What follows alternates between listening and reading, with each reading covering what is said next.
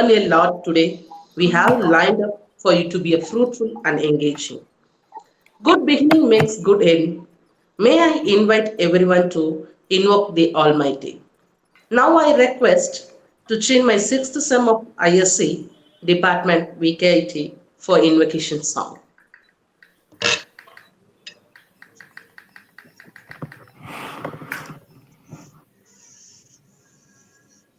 ನಮ್ಮಮ್ಮ ಶಾರದೆ ಉಮಾ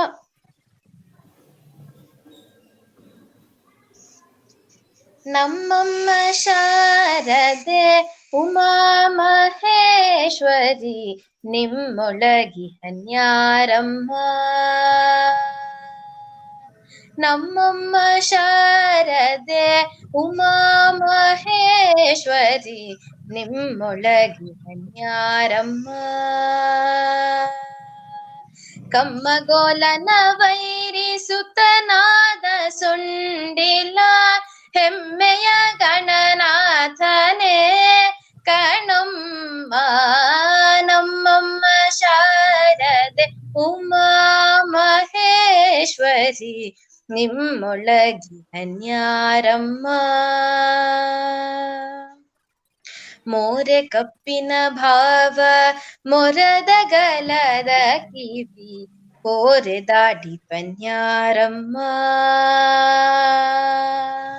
ಮೂರು ಕಣ್ಣಿನ ಸೂತ ಮುರಿದಿಟ್ಟ ಚಂದ್ರನ ಧೀರತ ಗಣನಾಥನೇ ಕಣಮ್ಮ ನಮ್ಮಮ್ಮ ಶಾರದೆ ಉಮಾ ಮಹೇಶ್ವರಿ ನಿಮ್ಮೊಳಗಿ ಹನ್ಯಾರಮ್ಮ ಹುಟ್ಟದಟ್ಟಿಯು ಬಿಗಿದುಟ್ಟ ಚಲ್ಲಣದ ದಿಟ್ಟ ತಾನಿ ಪನ್ಯಾರಮ್ಮ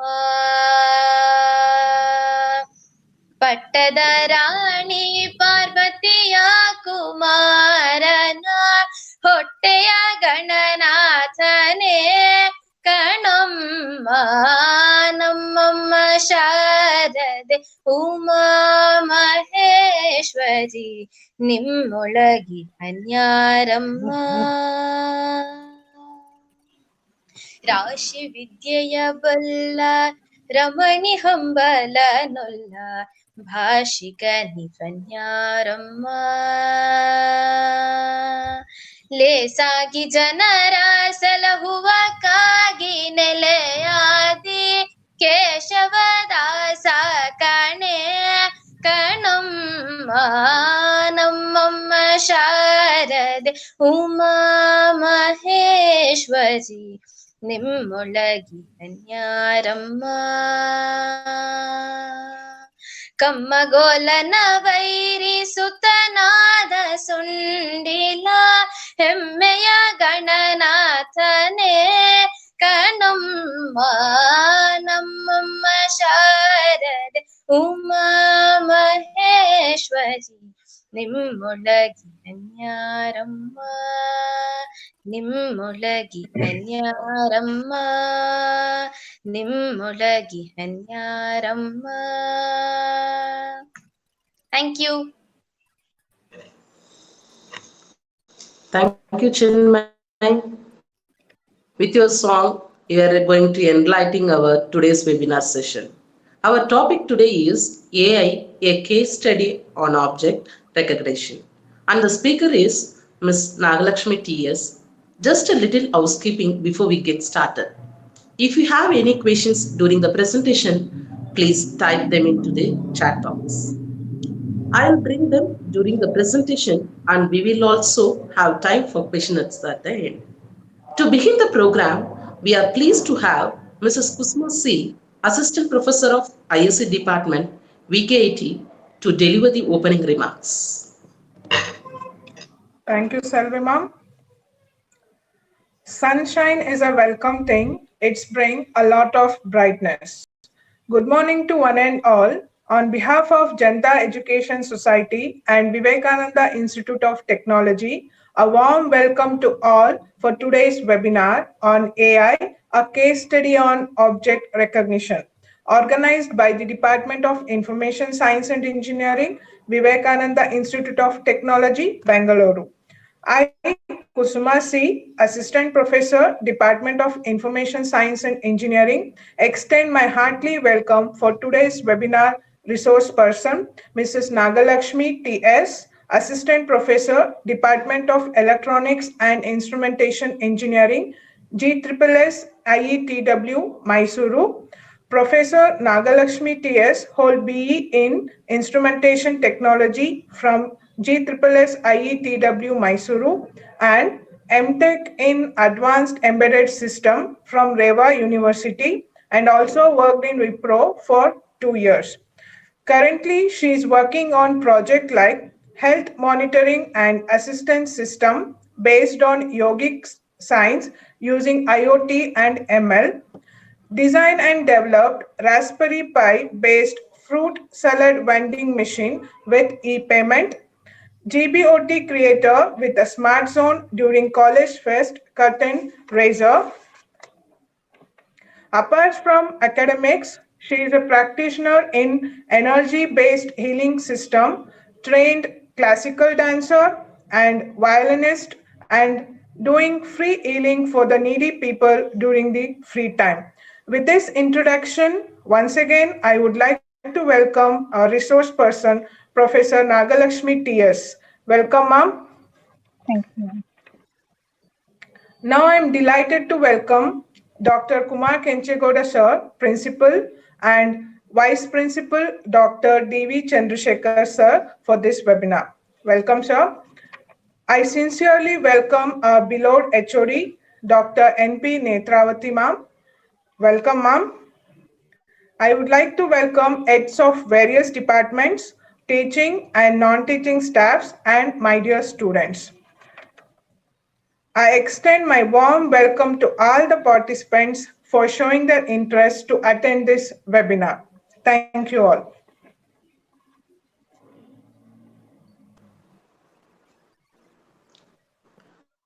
Thank you, Kusma, for that wonderful remarks. Webinar, a combination of words, weapon seminar. It's an online meeting or presentation held via the internet real time. The purpose of the webinar is relevant and engaging informative to the others. AI, artificial intelligence, refers to the simulation of human intelligence in machines that are programmed to think like humans and mimic this action. Recent development of machine learning for computer vision is object recognition. I would like to invite our distinguished speaker, P. Nagalakshmi, to take over the session. Thank you, Sylvie, ma'am. So,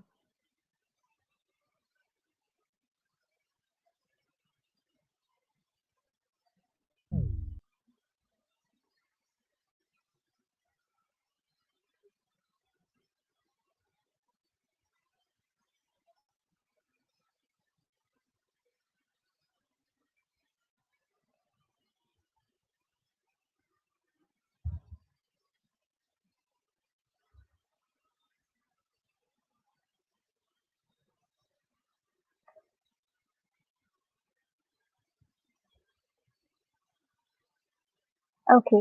Good morning, all. Thanks for giving a nice introduction of myself, and thanks to the entire team for giving me an opportunity to deliver this webinar to you all. So I've chosen a topic, artificial intelligence, a case study in object recognition. So as already Selvi ma'am said that she had give a brief introduction about the artificial intelligence. It is nothing but a mimic of human brain, where machine can able to think like a human, behaves like a human, and take certain decisions like a human. So object recognition plays an important role nowadays wherever you go with respect to the security systems or in the robotics fields. The object recognition plays an important role. So that's why I've chosen as artificial intelligence is very vast, where you can apply into every field. But with that, it's very difficult to cover all together. So I've just taken one case study that is of object recognition. So I'll be giving a brief introduction to artificial intelligence, the need, the classification, what are all the applications of artificial intelligence, the tools that helps to develop artificial intelligence, and you might have seen this or hearing these words already, is like what is artificial intelligence, machine learning, data science, deep learning, etc. So we'll cover that also. That is very brief overview of what is artificial intelligence, what is machine learning, and what is deep learning, how it is how it is different from each other. And finally, I'll be concentrating more on the case study part, that is on object recognition. So as I said, the history of the object recognition is not from the 2000 or 2010 onwards. It's already started in 1950, where a group of scientists, psychologists, mathematicians, they started working together to build up one system which can help to think like a human, behaves like a human, take certain decisions like a human. It's just like a mimic of the humans. So in 1955, it all got started, and that is what the turnover of the artificial intelligence begins. Like John McCarthy, who coined this artificial intelligence term. Then from 1955 onwards, group of scientists starts working together to build up the tools, algorithms, whatever the algorithms that we are seeing today, it's all because of their effort. So if we take OpenCV, if we take a algorithm like supervised learning or unsupervised learning, everything. So all those credits goes to the scientists who work together to build up those tools. So in 1980, they started with building up these tools, and from 2000 onwards, the landed of artificial intelligence. So they start applying this artificial intelligence concepts in all areas, in the field of robotics, or in the field of e-commerce, or in the field of gaming industry. So they started building up this artificial intelligence, or they tried to apply this artificial intelligence concept in almost all areas. So why we need this artificial intelligence? So because humans are intelligent, does it make sense that the system should be in artificially intelligent? Yes, obviously there are certain needs which has to be satisfied in human lives, because we try to upgrade ourselves day by day, and we have to move on to the life, and we want to make the life simple. If we have a system which can able to react with us, or it can able to tell or respond to our feelings, obviously we should require certain system which helps in interact with the humans, gives the solutions to solve certain complex problems with accurate results and all. So for all these purposes, we require this artificial intelligence. For example, if you take a security system, obviously there are certain places where only the higher people are able to enter it. It is restricted to certain people. So that time, if you have a system which is very slow, it is very difficult to give high security to that. So in that cases, we try to apply artificial intelligence so that the system can able to recognize it, detect it very properly, recognize it, and give accurate results, and give more security to the entire system. So, and the other examples is like, for example, you have a calculator. Normally, initially, if you consider a basic calculator, it can perform only what? The addition and subtraction, multiplication, and some division problems. But if you want to, try up with higher end mathematical problems like equations, taking sine of some numbers, cosine of some numbers, and all, it is quite complex. So you want the result to be very fast. Then they started coming up with a scientific calculator. So think about only 10 equations. If you have thousands of equations to solve, how much difficult the human life will be. If we keep on solving those thousands questions or problems, it's quite difficult for us. So what the system can, if I put this entire thousands of questions into the system, if the system can able to give a result in a fraction of minutes or the seconds, why can't we use the system? Why can't we take a help of a system so that I can solve all those complex problems, perform high level computations with a good accurate results, and if I can able to take, if I can able to teach the system to take certain decisions, obviously, for all these areas, the artificial intelligence is required. Uh, think about the previous, before inventing a computer smart system. So they used to do what? They'll give the questions to the system.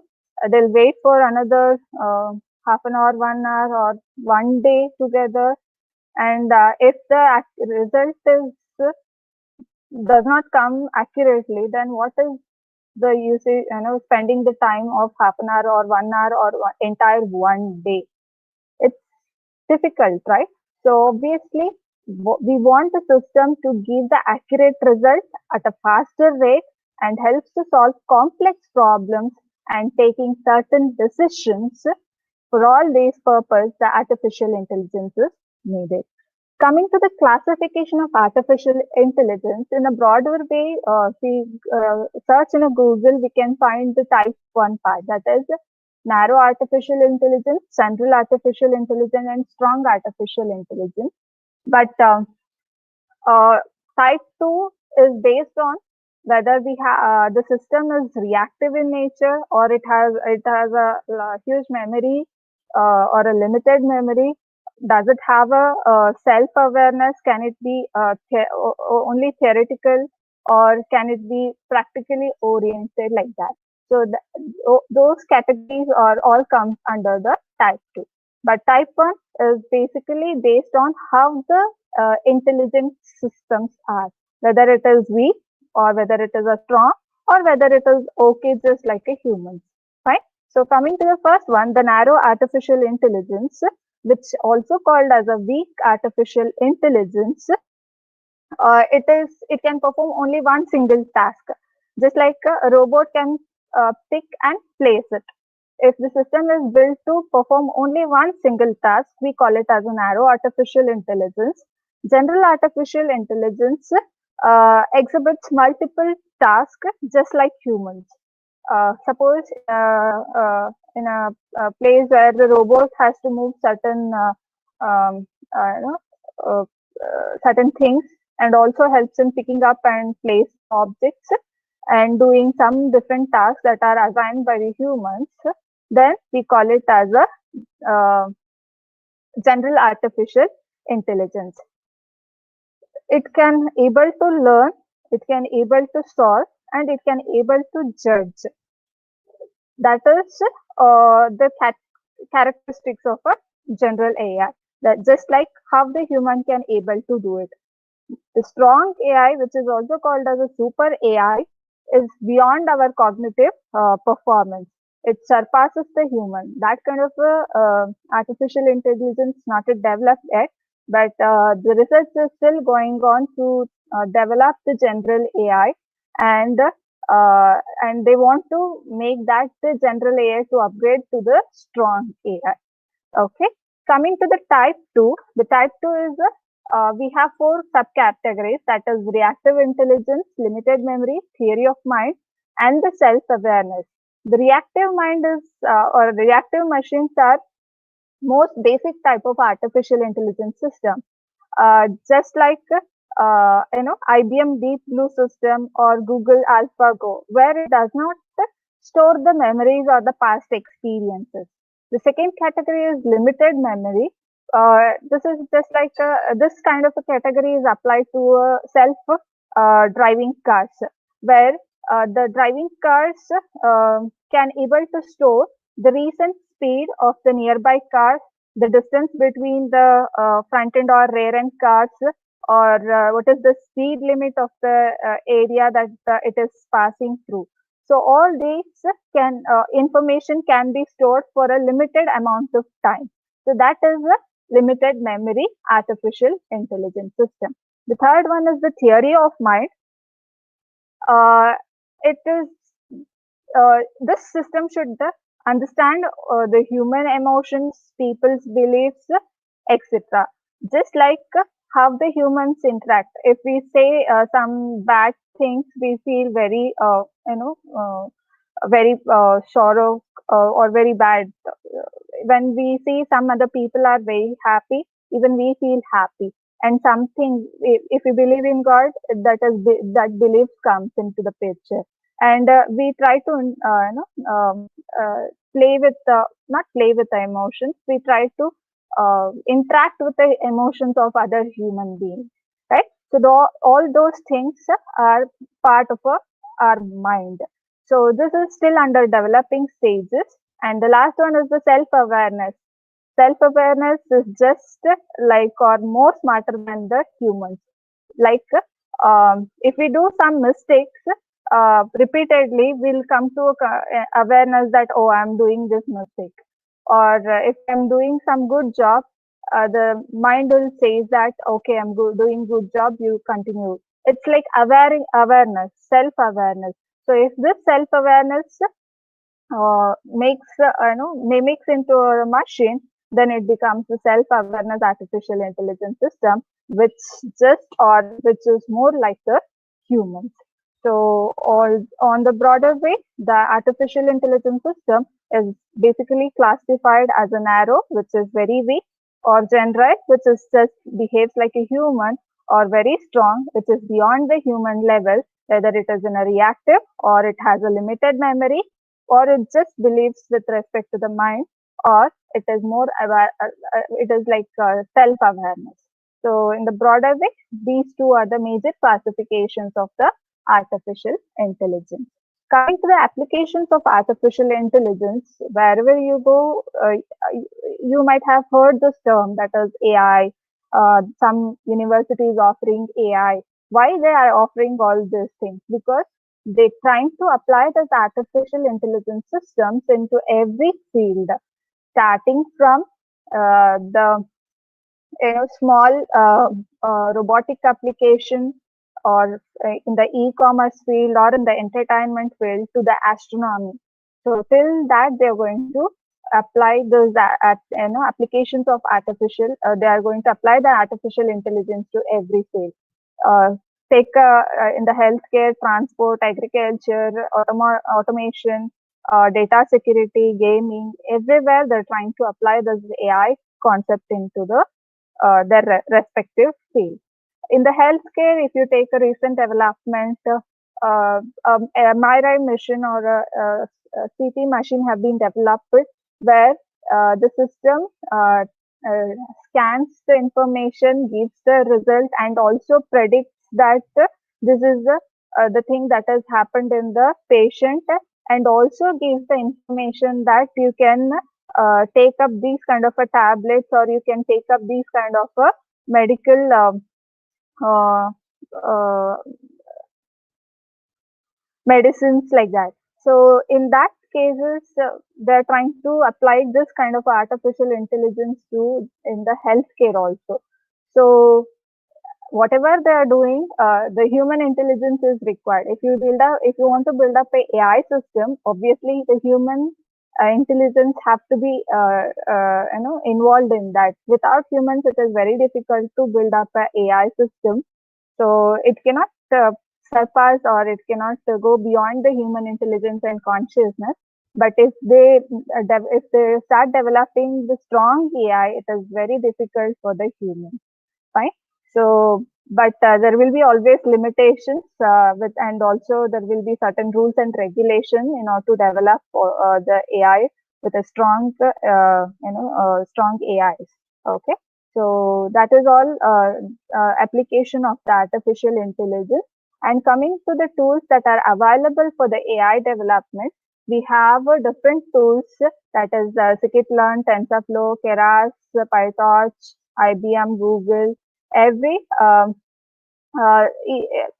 these tools are available in the market to develop the artificial intelligence system.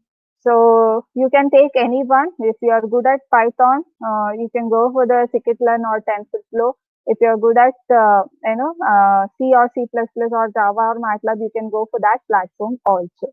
But these are the major tools that are used to develop the artificial intelligence system.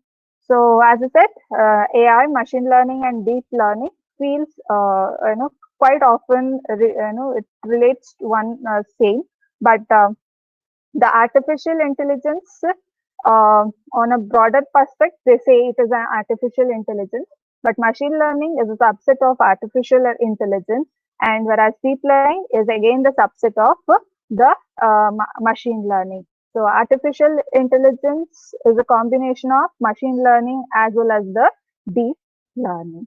Okay, so that's all about the basic things which we need to know about the artificial intelligence. We have gone through what is artificial intelligence, the types of artificial intelligence, and where are the applications of the artificial intelligence and tools that are used to develop the artificial intelligence. Coming to the major part which I'm going to concentrate in today's session is a case study on object recognition. So in this, I'm going to cover the human vision versus the computer vision.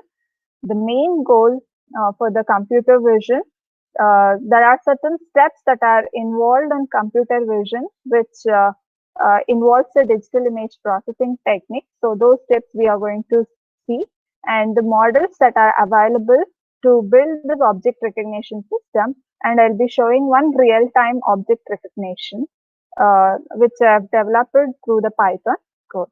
Okay, so the computer vision versus the human vision. So what the human sees? Human sees the objects or a person as a pattern. But whereas in the computer vision, this cannot be done.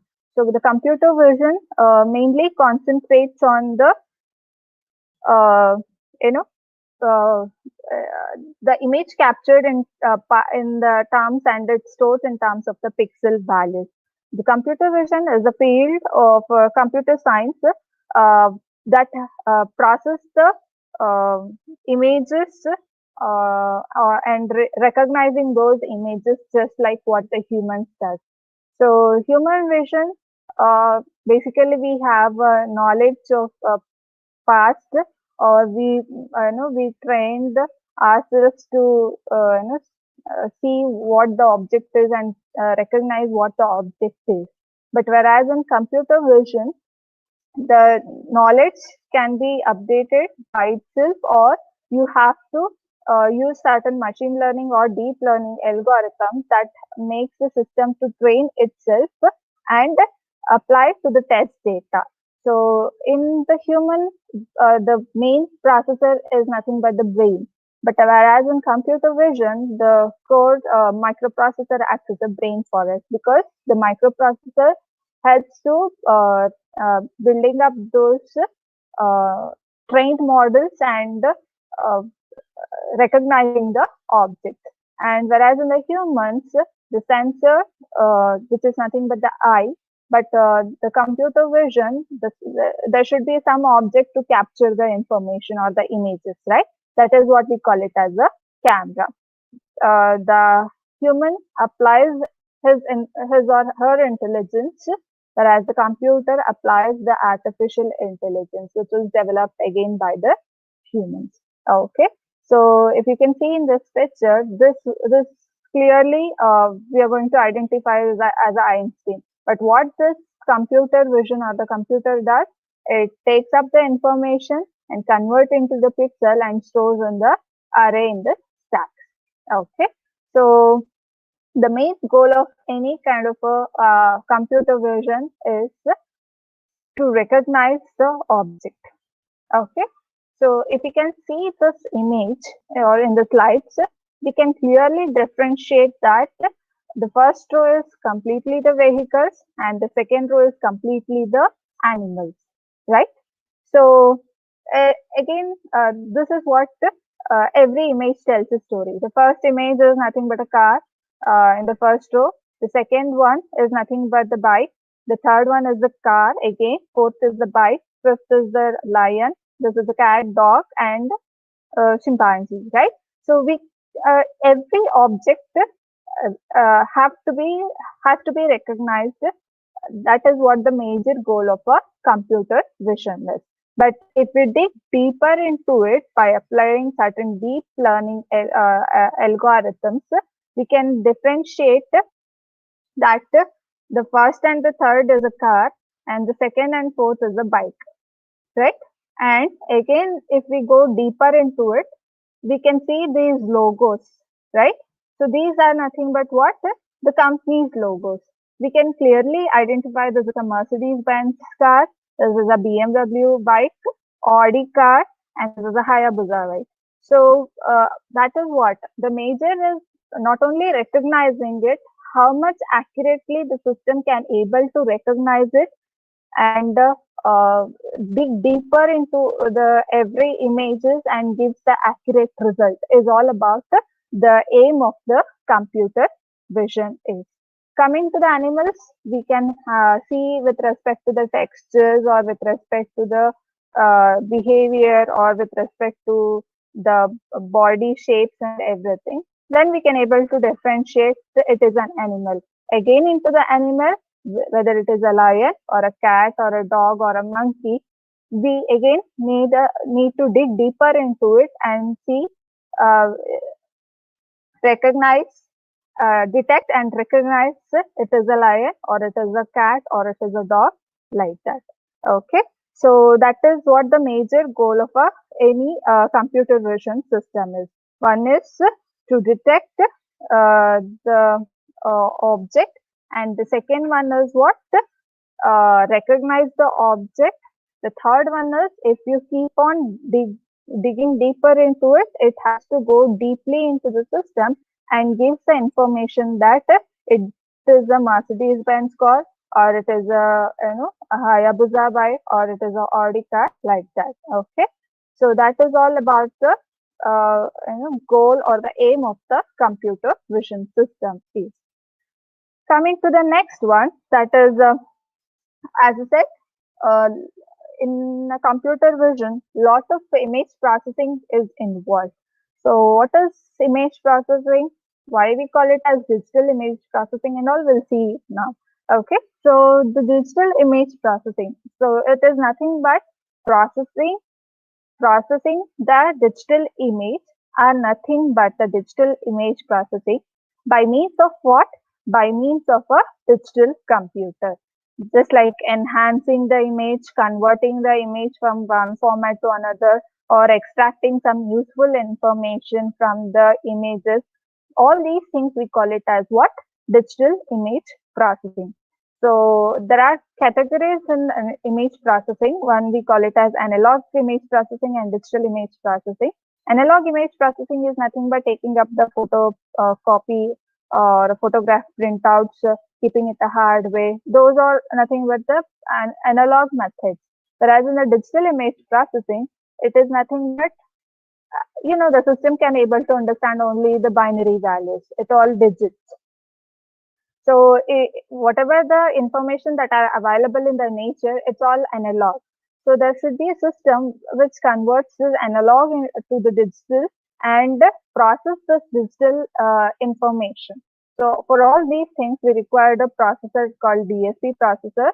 So that DSP processor can able to handle this image processing technique. So what is an image? So image is nothing but a two-dimensional function where the x and y, which is nothing but the horizontal and vertical,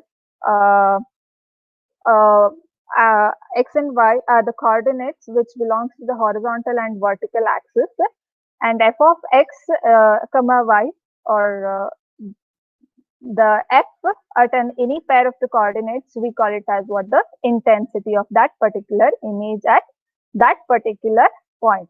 That is, if you say at 0, 0, f of 0, 0, then it means what? At 0th row, 0th column, if the intensity of that is say 255, then we are going to take that amplitude part f of at 0, 0, which is nothing but 255 as the intensity of that particular image at the 0th row and 0th column. That is 0th at the horizontal and vertical axis. Why we need image processing? Image processing at least to solve major three problems. That is to improve the image data, to suppress the unwanted distortion. That is, suppose if you want to crop certain information. For example, you've taken a group photo and you don't want others or some other people whom you don't like to be part of that group photo. What you do? You'll crop the images, right? You'll crop it, and that is nothing but removing the unwanted data, which is unwanted to you, right? So removing those unwanted information and keeping whatever the required thing is. So that is one major. And suppose if the image comes very blurred, or you think that your face is not giving glow in the, it is not glowing, then what you will do? You apply certain coloring or filtering that helps to enhance your images, right? So image enhancement. Then comes translating by means of a human visual system and to the digital image devices. It's just like how you want to see your photo as in the same pattern, the system should give the output. You have a mindset that myself should look like this in the photo. In the same way, if the system should be able to give the output. So in order to do all these things, or in order to solve all these things, we require the processing of the image. So image processing fields includes the computer graphics and also the computer vision. So where the computer graphics are nothing but the creation of the images, and the computer vision, which we call it as CV, which I'll be explaining you. So the computer vision is all about the analysis of the image, which is the high levels of the image processing. So again, in the computerized process steps, we have low level image processing, mid level image processing, and high level image processing. Whereas this computer vision comes into the high level processing, where the processing of the image takes place, and also analyzing those images and recognition of the images will take place. So all these will be taking place in the computer vision. That's why we call that computer vision as the high level processing. Okay, this process can be done from with the help of 8-bit or 16-bit or 32-bit or 64-bit processors. Say if you take 8-bit processor, we have will be having information from 0 to 255. That is 8-bit, where 0 acts as a black and 255 acts as a white. And in between 0 to 255, you'll be having a gray, which is of 127. Okay, so if from the 127, if you are moving the pixels towards 0, you'll be getting complete image as a black. If you are moving towards the 255, your image completely end up with the white. So that is what the grayscale conversion is all about. Okay, there are major steps that are involved in the image processing. We'll see in the next slide. So that is the major steps that are involved in this processing of the image is: one is image acquisition, then image enhancement, restoration of the images, morphological processing, segmentation, object recognition, representation and description, and this color image and image compression is quite often used. Okay, so that is, it can be a major step or it can be a part of the image processing. Okay, so the first one is what? Image acquisition, and altogether it should be a knowledge base. Whatever the information that you are, whatever the steps that you are performing, you should have a knowledge of it, And all these knowledge are built into the system, which we call it as a knowledge base. Okay. So the first one is what the image acquisition. So image acquisition is nothing but the acquiring the image. As I said, when you are in a dark, it is not possible to see anything. So when the light falls on a certain object, you can see that object, right? So image acquisition will take place like that only. That is, when the light falls on a certain object, you can able to take up the picture. This picture will be converted into the pixels, because the information that are available in the nature is of analog, but the system can able to understand only the digital. So in order to do this one, we should have a digital information into the system. So we have to feed this digital information into the system to perform certain operations like compression or recognition or doing a segmentation, everything. So in order to represent this image in terms of uh, you know uh, digital, we are taking up the pixels of individual image. This pixel information will be having the information of intensity of images. If you consider 255 cross 255, we'll be having 255 rows and 255 columns, and each individual row and column indicates the intensity of that particular image. Coming to the image enhancement is a process of filtering up the image. That is removing up the noise, increase the contrast or brightness, etc. So overall, to improve the quality of the image enhancement will be done. So this should resemble just like the original image. You can see in this picture, this is quite blur in nature. But if you remove that blurriness, it looks like this. Or if you improve this, or if you want to enhance it, the image by increasing the contrast and brightness, it looks like this, right? So this is what the image enhancement is. Then the image restoration comes. Restoration is the process of improving the appearance of the image. In this first example, it looks like a blur image. So when you apply this image restoration technique by removing the blur, you'll be getting up with this result, which is quite easy to see, or which is good to see. This one or this one. Obviously, for a human, this will be the good to see one, right? So if you want to do this removing of the blurriness or other things, you can go for the image restoration. The first step is image acquired. After acquiring, we are going to enhance the image. Then we are going to restore the image. Then we are going to apply the morphological processing. In between, you'll be getting the wavelet and multi-resolution, where you can apply the filters like average, median, Gaussian filters. But otherwise, you can directly go for the morphological processing. Morphological processing is the steps or the process of extracting the image component that are useful in representing as well as describing a particular image along with its shapes, etc. Okay, so we want to extract certain information, useful information, extracting some useful information in order to represent and describe this image. So in order to do that, we are going to apply this morphological processing. Then comes the segmentation.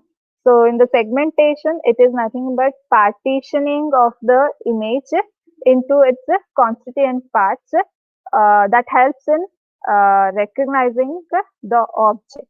Okay, so if you can see in this picture, once you apply the segmentation, you'll be getting the result in the graphical way. So you can observe at the peak, this is what this one, and you have a less histogram values, or will be getting with respect to those values are with respect to the lower layers, like you have the trees here, you have the floor here, you can see these buildings. So all these are with segmented values of the image. So as much as you do the segmentation, that much accurate the recognition is. So if you are taking the image, and if you just say if it is of 16 cross 16 image, okay, and if you just do the 4 parts, it is very difficult to recognize it. But if that 16 cross 16 is subdivided into 8 cross 8, or 2 cross 2 or 1 cross 1, like that, then you will be getting more accurate results. So as much as you do the segmentation or partitioning the image, you'll be getting more accurate the recognition will be. Okay. The next step is to represent and describing an image. So representation and description are nothing but the data to be represented as a boundary or a region, and the description says extracting some useful information, useful attributes or the useful information. That is what the feature selection we call it as. Okay. So in this figure, representation is nothing but what? As I said, data to be represented as a boundary. You can see those boundaries here, right? So all these red dotted marks. So all are nothing but what? The boundary regions. And we need to extract some useful information from it by applying the by extracting the attributes of the image. So that is what we call it as a feature selection. Out of all this, I just considered only few things which are like this. So these are the trees I'll be considering, and I'll be considering the major trees here. So only those parts, and there are some certain windows or the doors I can take up for my recognition. So that is the representation and description. Finally, the object recognition comes. Object recognition is nothing but recognizing a particular object, um, assigning the labels to an object based on the description. So in the previous, we come to know that these are the trees, and you have one more tree rows here, and you will be having certain doors here. So I'll be considering that part in order to recognize it as a tree, recognize it as a door, or recognize it as a main entrance. Okay. So I'll be labeling individual things as a informative information. So in this, I'll be telling that this is a tree, and I can go even further. This is an entrance. This is as an entrance. These are the windows, like that. Okay, and this is a peak of the building, like that. So recognition is nothing but the process of assigning the labels to an object based on the description of the description. So that is what the recognition is. So from the acquiring the image till the recognition, we have gone through different steps. This recognition has to be done by a system by usage of the artificial intelligence and the computer vision. Okay. Then you can go for the compression also. Suppose when you are trying to apply in the online, and it says that your image should be in below 300 kb or below 500 kb, like that. That time what you will do, you'll compress the image. So once you compress it, it has to come into the required memory. So in that case, the image compression technique will be used. We have image compression technique like lossy compression and lossless compression. Once the compression is done, obviously we are going to lose certain information, but there are algorithms which helps to compress so easily that for a human we cannot able to differentiate that which is the original image, which is the compressed image. So there are algorithms that are available. So we can go for that kind of a algorithm for the compression. So in this picture, this is what the original image looks like. But once you apply the compression, you'll be getting the image like this. Okay, this image compression can be a part before the before the application of morphological processing, or you can apply after the after doing all the after going through all the steps. And the last one is the color image processing.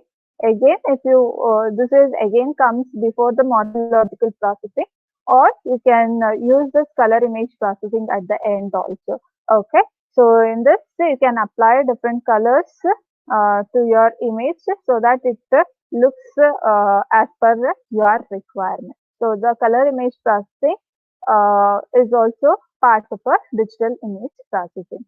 So coming from the acquisition of the image till the object recognition, we have gone through different steps.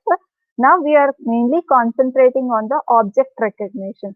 As I said, the object recognition is nothing but the process of assigning the labels to a particular object. If this can be done by the system, then we, with the help of computer vision, then we can say that the system which is built with artificial intelligence. Okay. Then the object recognition models, there are many models are available. The major models that are used for the object recognition are the convolution neural network, the region with convolution neural network, which we call it as RCNN. These two are again the part of a deep neural network. Okay, I'll come to that what is neural networks and all. But the available models for the manual training, that is, we can go for the region with convolution neural network or convolution neural network. Otherwise, there are certain pre-trained models that are available in the net.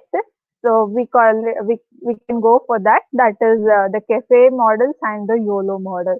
So the cafe models and YOLO models, again they built up with RCNN, but we'll be getting the pre-trained models. That is, we'll be getting the trained information. You just have to apply the test data. Then so that the test data, whatever gives to the whatever we are giving to the system, it should recognize it and it should say that this is a dog, this is a cat, this is an object like this. Okay, so we can do that also by using a cafe or YOLO model. Otherwise, you can go for the convolution neural network or region with convolution neural network in order to do manual training. That is, you acquire the image, do the enhancement, filtering, everything, then train those images by using CNN or RCNN, then give the test data to the system, so that once the test data comes to the system, based on the pre-trained information, it has to recognize the particular object. Okay. So if you go for manual training, you require a lot of data. Without data, you cannot able to train. It is not one or two images. You should have multiple images or images in all different angles. For example, if you're training the system to recognize cat and dog, you should not have only one or two dogs images or one or two cats images. You should have at least 100 to 200 dog images, 100 to 200 cat images. All together, put it, apply CNN or RCNN and give the test data, that is real-time data. Take the camera in front of a cat or dog and tell the system to recognize whether it is a cat or dog.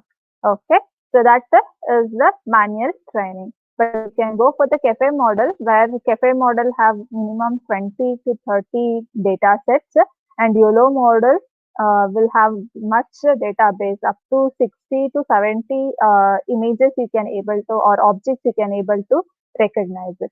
Okay, but if you want to recognize, if you want to do the manual training, you should have large database, and the processor should be very higher end processor you should have. That is minimum requirement to do this artificial intelligence or machine learning technique is at least i3 processor with 4 GB RAM, Uh, but if you are going to recognize multiple objects like 60 to 70, then you should have above i5 or i7 processor, and you should have minimum 8 GB RAM and graphic cards, everything. Okay, but it is quite difficult to do it. For 1 or 2 or 10 images, you can go for the manual training. Otherwise, if you want to carry out the project with respect to pre-data set, then you can go for the cafe model or the YOLO model. Okay. So the main aim of any object recognition system, as I said, by using the computer vision, the main aim is to recognize it. In this example, on the left side, whichever I'm showing here, so in this, it is recognized this as a dog, this as a bicycle, and this as a car. On the right hand side, again, the system is detected as a cell phone, the mouse, bird, etc. But what is the difference between this image and this image? You can observe that the dog, bicycle, car is recognized. But at what accurately the system is recognized, we can go for this confidence level. We call it as what? The confidence level. At 89% confidence, the system is recognized this object as a cell phone. At 73% confidence, with a 73% confidence, the system recognizes this as a mouse. With a 83% confidence, the system is recognized as a laptop. The recognition can be done, but what accurately the system is recognized can be indicated with the confidence level, which is shown in this image. Okay. So the main aim of any computer vision system by usage of object recognition model is to recognize the object which are in front of the camera. Okay. How the human can recognize? The human recognize the objects based on the previous information, based on the knowledge, or based on those information are stored somewhere in the brain cells, extracts immediately, and it says that, oh, this is the dog, oh, this is the car, this is the vehicle, like that. In the same way, we want the system to be carry out the process and helps to recognize the object. Okay, and not only recognizing it, but with a good confidence level, with good accuracy, it should recognize it. Okay, so as much as you can train the system, more training you do, more accurate the result will be. It's just like when you are teaching when you are teaching to a child, you'll be repetitively telling that study this statement, study this like this, study, study, study. And if the child, keep on repeatedly seeing those things and learning those things, then immediately as a question comes, it immediately gives the answer to that. How? Because of continuous training that is done. So in the same way, if you keep on training the system, then you will be getting a good accurate result and the with instant result. Okay. So we see that the models that are available are RCNN, DNN, or CNN, that is convolution neural network. Again, the YOLO or the cafe model are built up with artificial neural network, right? So there comes the neural network term. CNN stands for convolution neural network. RCNN stands for what? Region with the convolution neural network. DNN stands for deep neural network. So what is this neural network? So neural networks are nothing but network that helps in communicating the information from one part of the body to another part of the body, right? In the humans, we have a nervous system, which we call it as a neural network, that helps in communicating from the brain to the different parts of the body, right? But if you want to build up the artificial intelligence system, we should have certain models that work similar to the brain. In order to build up that system, we should required major element. That is what the artificial neural network is. So in the biological neurons, we have the dendrites that binds with other neurons. The soma that helps, which is nothing but the nucleus, and we have the axon for the communication, and again we'll be having the dendrites. Okay, in the same way, the information that is coming from the dendrites acts as the input to the nucleus, and the information is passed through the axon to the output part. Okay, so again for the next dendrite, this acts as the output, and for the nucleus that comes in the next, it acts as the input. Okay, in the same way, the artificial neural network should work. So the the mimic of neural network is nothing but the artificial neural network, where we are going to create the artificial neurons. This artificial neuron resembles like a biological neurons. In what way? With respect to the soma as a processing element, which acts as a processor to process the information. You'll be having the dendrites, which acts as an input layer, that is input information, and the axon acts as a conduction layer, that is through the circuit. Then output layer you'll be having, right? So this x0 to xn are nothing but the input information, and this processing element depicts the soma, that is nucleus. Then the output depicts this part. Okay, this is the extension, and which again connected to the next dendrite. Okay, so what is this W0 to Wn stands for? It's nothing but the weight, right? For example, when you keep your finger on a hot body, what immediately reaction?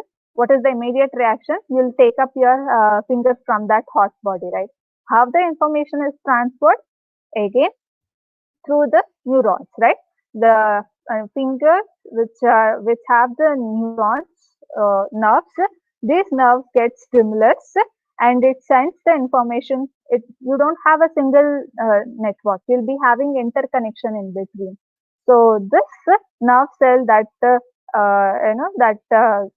is on the hot body gets stimulus and sends the information to the brain. Immediately, the brain processes this information, and in a reaction, it tells the finger that to take up your finger from the hot body, right? So in the same way, the system should work. But why this weights and all comes into the picture? Weights are nothing but like, suppose you are listening, now you are listening to my lecture. At the same time, you are visualizing your screen. At the same time, you are hearing some background noises, to which you have to give the concentration, whether to the visualization or whether to the hearing, or whether to giving concentration to the background noises. So that is all weightage you are giving to, or priority that you are giving to the system. So that is what the weights are. Suppose if you have multiple tasks, okay, task 1, task 2, task 3, to which task you are giving the priority. That is what the weights all about. Okay, so x0 image is there. Say x1 is one more image, xn is one more image. Okay, if W0 is equal to 0, which means that I am giving less priority to the image, which is nothing but the x0. If W1 and W1 is equal to 1, that means what? I am giving much priority, much weightage to the image which are present in x1 input layer as well as in xn input layer. So that is all about the weight. So the artificial neurons just works like a biological neuron, where you will be having the input layers, will be having the processing element, and you'll be having the output layers. Okay, that is what it is describing this. So you'll be having single layer neural network multi-layer neural networks like that. Okay, this is an example for the single layer neural network where you'll be having a input layer, this hidden layer, and the output layer. Okay, so all the input layers are connected to the hidden layer, and all the hidden layers are connected to the output layer. So this input layer have the information of the input images. The hidden element helps in processing the information or helps in doing some conversion or analyzing the information.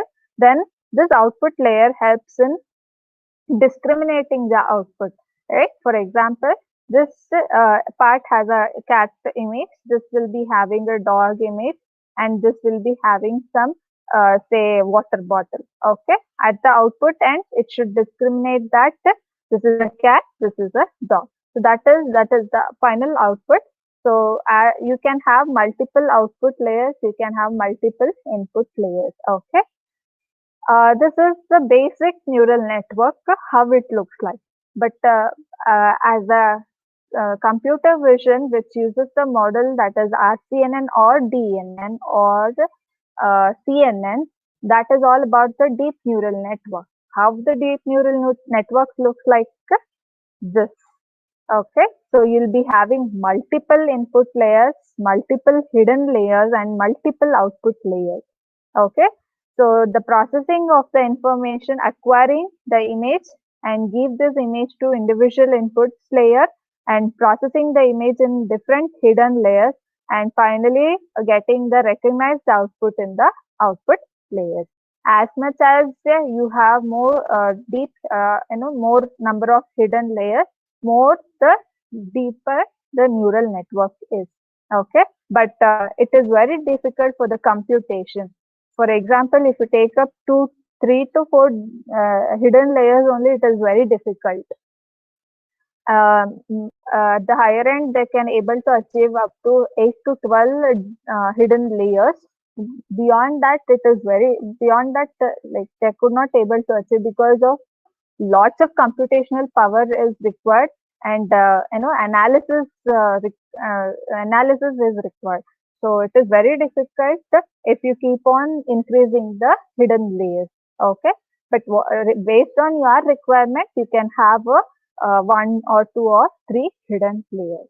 Okay, so the deep neural networks look like this, where it does not have only one single layer, where it will be having multiple hidden layers along with the input layer and the output layer. So this input layer, these hidden layers helps in processing the information in a deeper way and getting the accurate results, and helps in getting the accurate results at the output layer. Okay, so the convolution neural network models look like this, where we have a input, the convolution, the pooling, and finally the fully connected. Okay, the convolution neural network involves 4 stages. One is the convolution with the rectified linear unit. The second step is pooling. Third step is the flattening. The fourth step is the fully connection layer. Okay, so whatever the input that we are giving, in terms of the image is to be properly dimensioned. That means what? You cannot have an image of different height and width. It should be width. All the images should be having the same width. For example, if you are taking a 16 cross 16 image, that means the second image which you are applying for the training should also have 16 cross 16 dimension. The third image should also have 16 cross 16 dimension. So this dimension making is very important. The length and the width of the image that you are taking for the training purpose should remain same. Then you are applying the filters in order to remove the unwanted noises. You will be having kernel filters and all. Then third step is extracting the high level features, just like edges and all, edges, color, orientation of the image, like that. So all these involves that comes under the convolution part. Okay.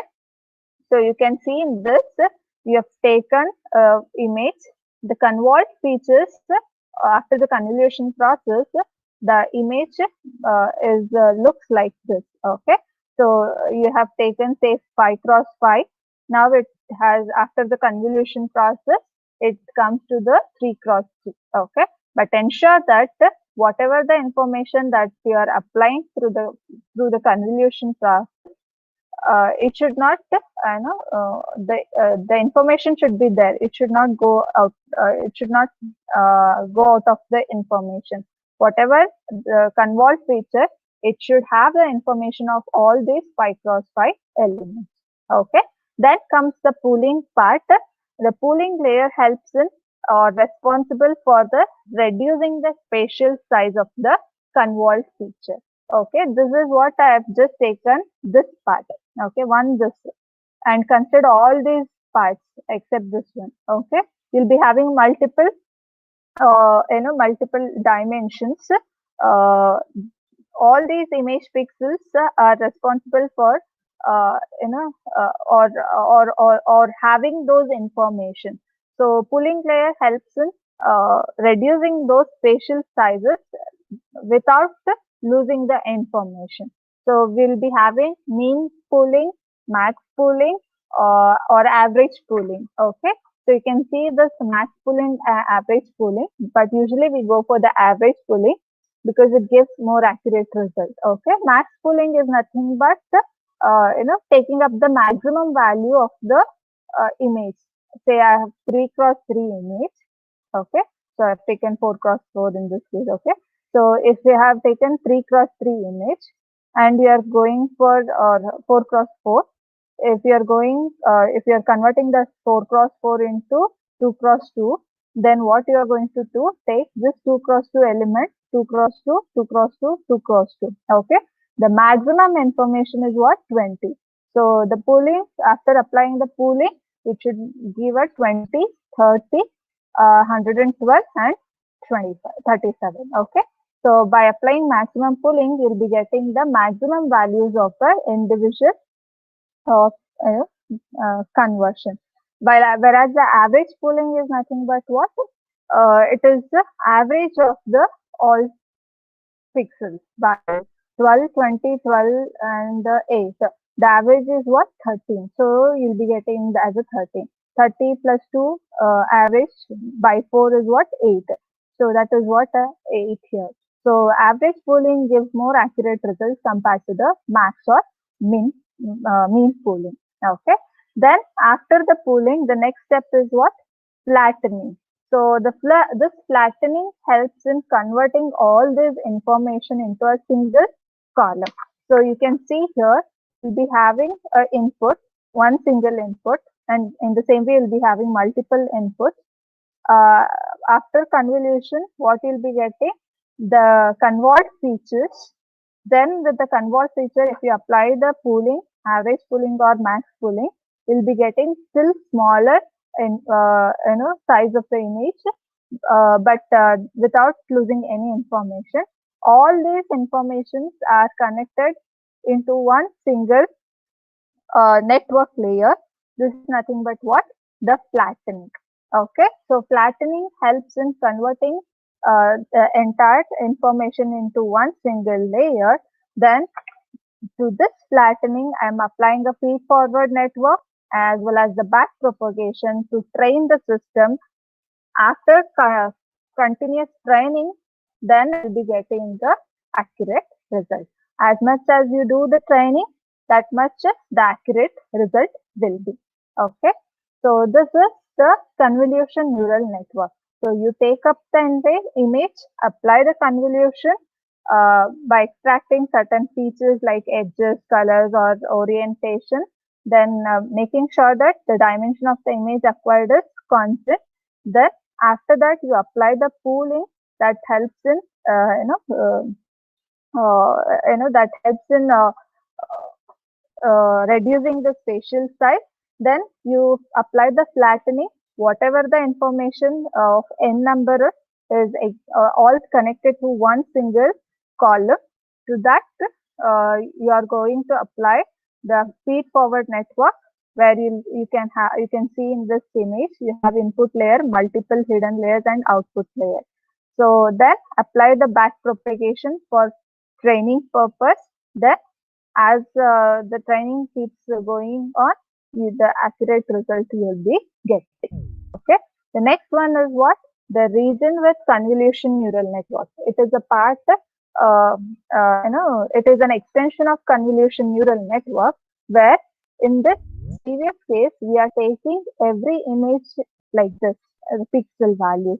But here, we no need to take a pixels. Instead, we can go for a edges or a region of interest. So in this case, what happens? You can see the boundary lines here. Okay.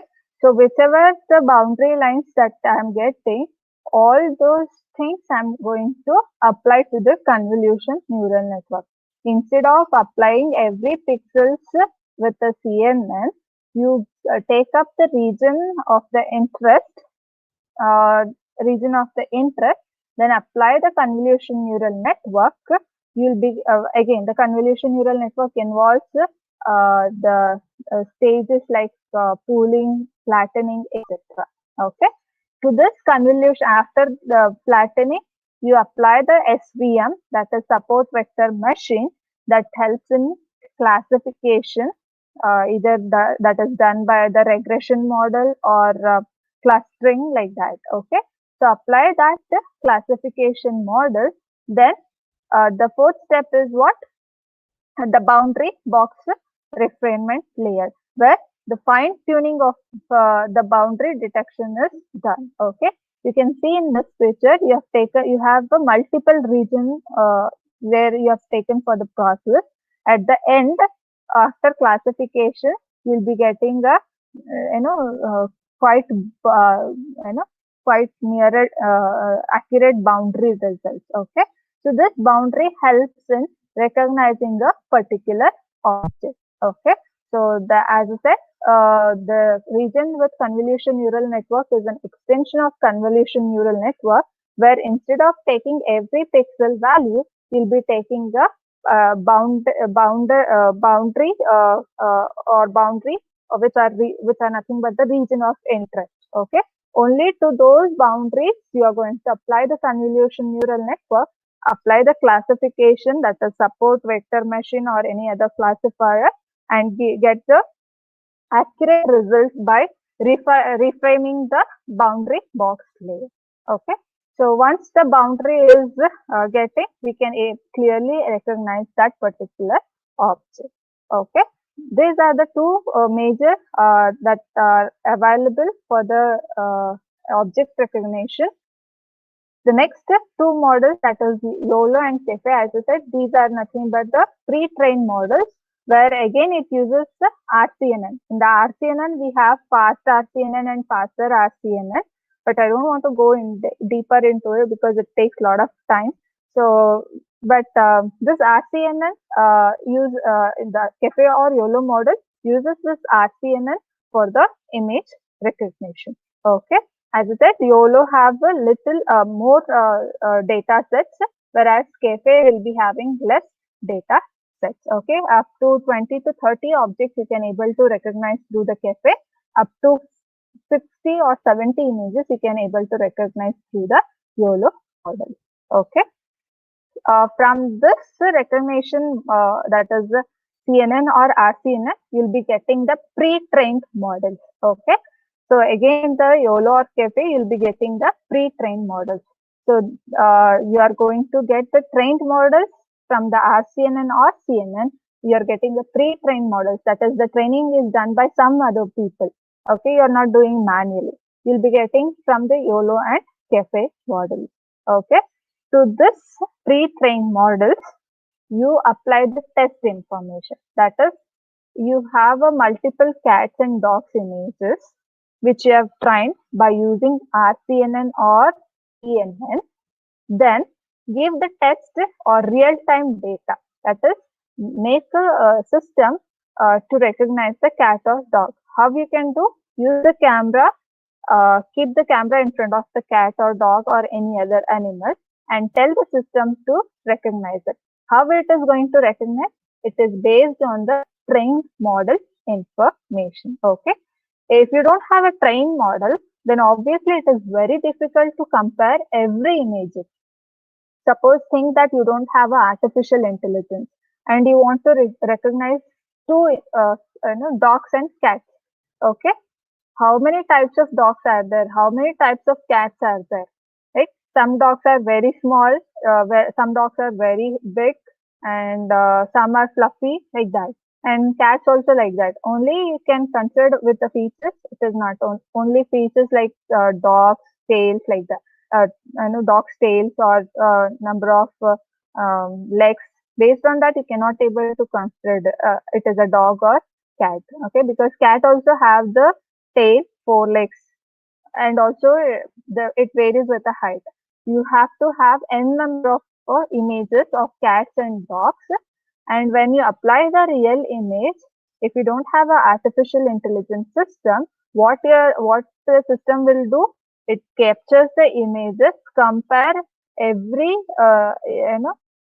real image with every images that are stored in your database and get the result.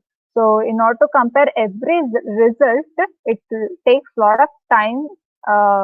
If you apply the system to recognize the object now without artificial intelligence, it takes a lot of time and you may get the result on tomorrow or day after tomorrow, because huge number of database are there to which part it is going to recognize, which part it is going to check. So it is very difficult. Suppose if you don't have a artificial intelligence, but we have a artificial intelligence which can help in a faster recognition just by training the system by using CNN or RCNN. Okay, so that is what the models that are available for the training.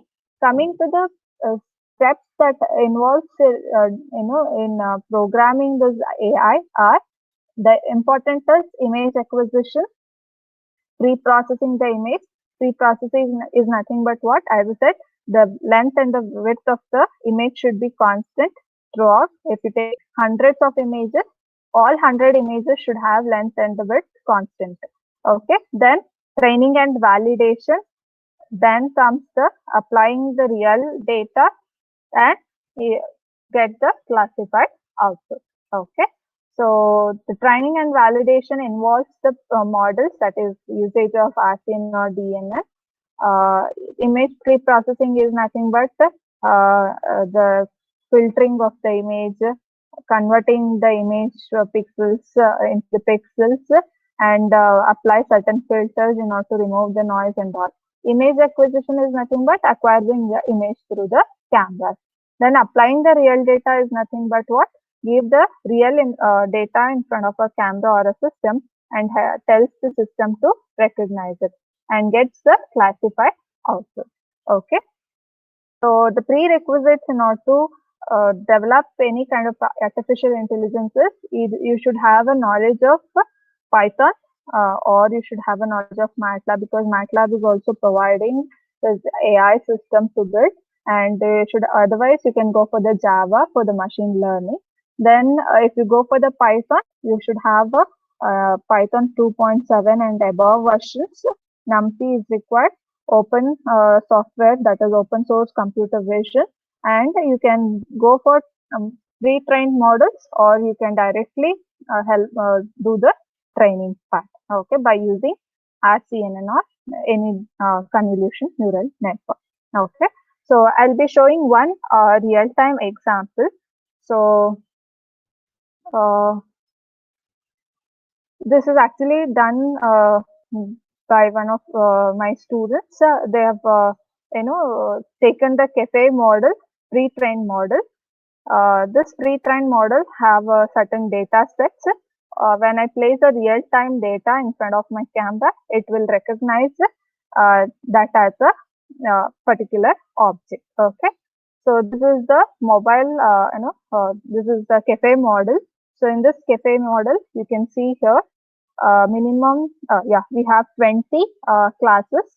So that means it can detect aeroplane, bicycle, bus, car, cat, dog, person, sofa, chair, TV monitor, potted plant, like that. Okay, up to 20 objects it is going to recognize it. Okay, so then the very important thing is, as I said, that cafe model again built up with the RCNN. So here resizing of the image is done. So as I said, the image, if you are taking multiple image, the images even in the real time also, it should have a particular length and the width. So in order to do that, we have to reframe the size. Then we are going to make a boundary to it by using the RCNN. At the end stage, we have a boundary lines, right? So in order to locate that particular object within the boundary, we can do with respect to the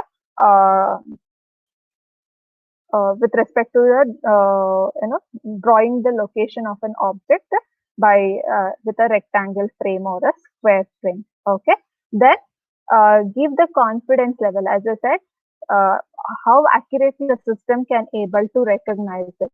So that accuracy can be done by using this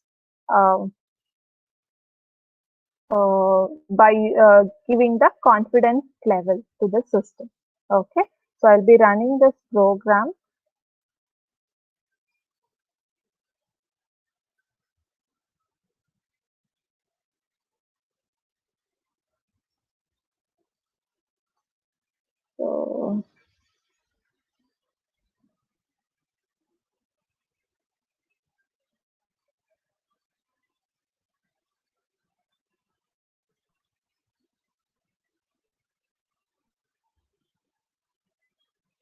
So one moment, I'm trying to open it.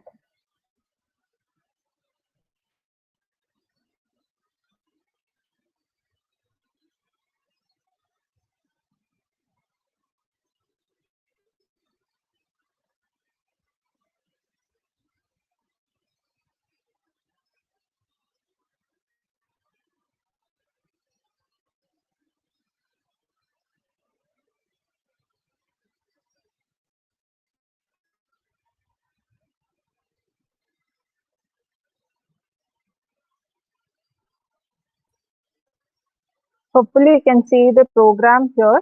So the program, as I said, it is built up with a cafe model. So this uses deep neural network, that is RCNN model. So it can able to detect 20 objects, which is mentioned as a class here.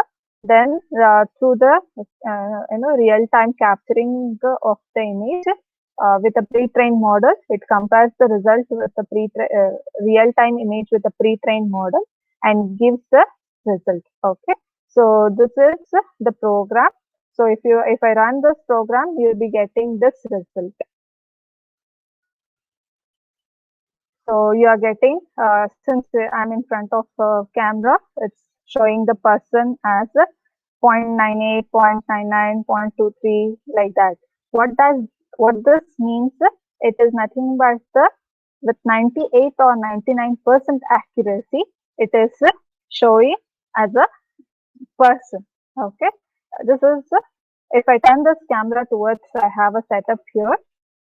So I am turning this camera. So you can see here, right? You can see this as a chair.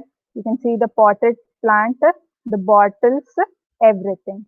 So this is with the accuracy of say 80%, 86%. It is recognizing this as a chair, bottle, potted plant, like that. Okay, so this is how the object recognition works. Okay, the end of the or main goal of object recognition system, that is main goal for computer vision, is achieved by using the uh, convolution neural network model, which is again a AI model for the recognition, for the object recognition. Okay, so this is how you can able to use the pre-trained models for the execution, and you can get the knowledge. Once you go through this entire program, you can get clear about the how the object is recognized. Then you can apply this concept for a different object. So, since suppose if, I don't have a object to recognize a um, building. Okay, what you can do on top of it, you take this pre-trained model. On top of it, what you can do, you do the you know training by taking the building pictures in different angles. At least you should have minimum 100 to 200 images of the building. Then apply the convolution neural network algorithm. Then uh, you know based on the continuous training of the system, you can able to get the even result with respect to the building. So that once you train the system, then you can able to get the even the or recognizing even the building also. The system can able to recognize along with this 20 objects. The system can also able to recognize this building object which was trained by years. Okay. So with this program, you can able to enhance your concept or concept of image recognition into the handwriting analysis, where even the handwriting analysis involves the artificial intelligence. You can carry out the projects in that also. Otherwise, my student had developed the system where it's not only recognizing this object, it converts the recognized object into the speech by using Google to text speech converter. Okay, so they have tried to implement this concept for the blind people who could not able to recognize it. Okay, that case, what they done, many object detection systems are available in the market. That is, you have a ultrasonic sensor or the sensor that helps to detect the object. But what kind of object cannot be done by only with the object detection? It has to be done through the object recognition. Once the object is recognized, then the blind people can able to take up their own decision, right? So that case, so in order to recognize this object, so they have used this one. Once they recognize, since they are blind, could not able to see it, it has to be in form of a speech for them. So they use this text-to-speech converter, converting the information which are object recognized into the speech, and tell this person who is using the system that there is a chair in front of you, there is a person in front of you, there is a car in front of you, or there is a bus in front of you. So once the system is recognized that, or once the blind person gets to know this, then they can able to take up their decision that whether they have to move forward or they have to keep silent, or they have to stop, or they have to take any kind of turns like that. Okay, so that is done. And then they have convert at what distance the person or the object is. So along with the converting this information into the speech, at what distance the recognized object is also carried out. So they have improvised this already available to the next level that helps to act as the artificial eye for the blind people. Okay, so you can carry out the projects with the pre-trained models only. Then if you want to improve that, you recognize the object and convert that into the text to speech, and give a description about it, how it looks like and all. You can enhance that information that is already available to your extent. Okay. So with this, I would like to conclude my talk. So hopefully everyone would have got a brief idea about what is artificial intelligence, how the system can able to recognize it, and I've just shown one simple example where the object recognition, many objects, as we've seen, it can recognize the potted plant, chair, everything, right? So that is the real time you can able to deploy in your system. Okay, with that I would like to conclude my talk, and first and foremostly I thanks the VKIC team, that is Dr. Netravati madam, for giving me an opportunity to give this talk, and the entire organizing committee for giving, or helps me in giving up this webinar to you all today. And I heartily thank my Principal Dr. M. Shivkumar sir, the HOD and colleagues of the department, and Dr. Manju Prasad sir, for all their kind support and encouragement. Without their support and encouragement, I couldn't able to give this talk today to you all. So I wholeheartedly thank all of them. Thank you. So if any queries, it's welcome. Thank you very much, ma'am, for your interesting talk.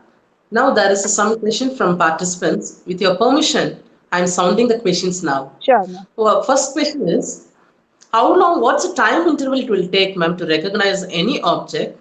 With, as is already shown, it can able to recognize the object within a second. Within a second. Yeah. So if the system is very fast, if the processor is very fast, and then it can recognize this object within a fraction of seconds. Okay. Yeah. That is the time constraint is artificial intelligence systems are built up in such a way that, as I said, it should give a instant results and with accurate results. So if you have higher end processor, then obviously if the training is done very well, then it can give the results within a fraction of seconds. Thank you, ma'am. And one more question is, which tool is user friendly to you implement the object recognition method? With respect to object recognition method, you can go for the normal Python 2 version, is enough 0.7 and above. With the build, with the installation of NumPy and OpenCV, they can go for it. Otherwise, they can go for the TensorFlow, scikit-learn. If they're comfortable with scikit-learn library functions or TensorFlow library functions, they can go for that also. Okay, ma'am. Thank you, ma'am. No duty is more urgent than that of returning thanks. Now, I would like to request Mrs. Priyanka, Assistant Professor, Department of Information Science and Engineering, VKIT, to deliver the vote of thanks. Thank you, Sarvima. Good afternoon to one and all. I, Priyanka, Assistant Professor, Department of ISC, take this opportunity as a privilege to extend vote of thanks on this occasion. On behalf of the entire fraternity of VKIT, I extend my sincere thanks to the Janata Education Society for their continuous support and encouragement for conducting this webinar. I extend my thanks to our resource person, Nagalakshmi ma'am, for gracing today's webinar. We are really enlightened with your knowledge and presence, ma'am. Thank you, ma'am. Thank you, ma'am. I sincerely thank our beloved principal, Dr. Kumar Kenchegowda sir, for providing us all possible supports towards organizing this webinar. Thank you, sir. I thank Dr. D. Chandrasekhar sir, Vice Principal, VKI, who has always been a great support in organizing this webinar. Thank you, sir. I am happy to extend my thanks to our beloved HOD, Dr. N.P. Netravati ma'am, for her moral support and guidance. Thank you, ma'am. My heartfelt thanks to all the heads of various departments, teaching, non-teaching staffs, and staffs for their valuable guidance and encouragement. Last but not least, I thank all the participants for showing their interest in this program.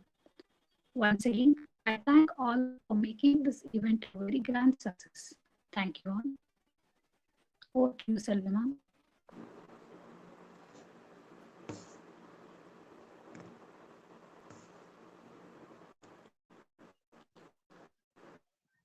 Thank you, Priyanka. Thank you very much, ladies and gentlemen. May I thank you very much for your active participation in this webinar. I hope you enjoyed the program. All the participants will receive the feedback link very shortly along with e-certificate to your registered mail ID. My humble request to all the participants, the same way we need support to conduct forthcoming webinar events. Once again, I used to thank you all. To get update of our events, kindly join our VKIT ISC Department webinar WhatsApp group. Thank you for all the participants and the members. Stay safe. I'll be quit this webinar session. Once again, thanking you all.